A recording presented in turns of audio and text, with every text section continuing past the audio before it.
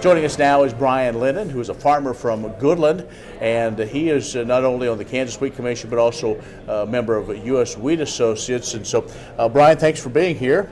It's my pleasure. All right, let's talk about the big news that we're still learning more about, and that is Brazil. And so kind of give us what you know and what the possibilities are of that market coming back.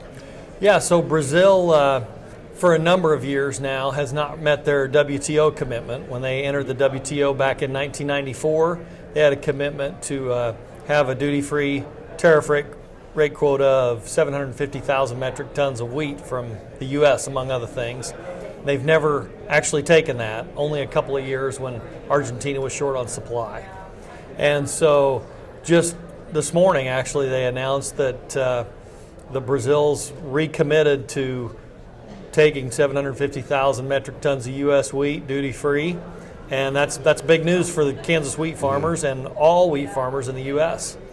Of course, 6 classes of wheat, but really a lot of this directly has an impact for hard red, correct? That's right. Most of that wheat would be hard red winter wheat that's produced in the mid-plains states, Kansas being, of course, one of the top producers of hard red winter wheat.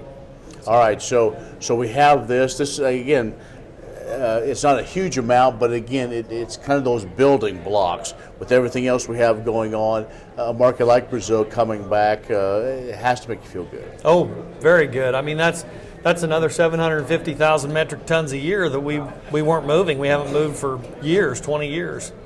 And, just like you say, those building blocks, I mean, if you consider China and the trade issues there, up until 2 years ago, we were consistently exporting 1.6 million metric tons to China. The last year and a half, we've done about 160,000, which is almost nothing.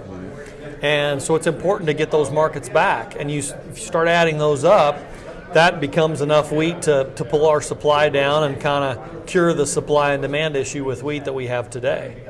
Other issues, Australia and others having some weather concerns that some of us in Kansas are starting to experience so as well. Well, seems like we always have weather issues in Kansas. But Australia, they're having a tough time with their crop, and that could open up some markets for us this year. They're a big competitor for us in the world. Yeah.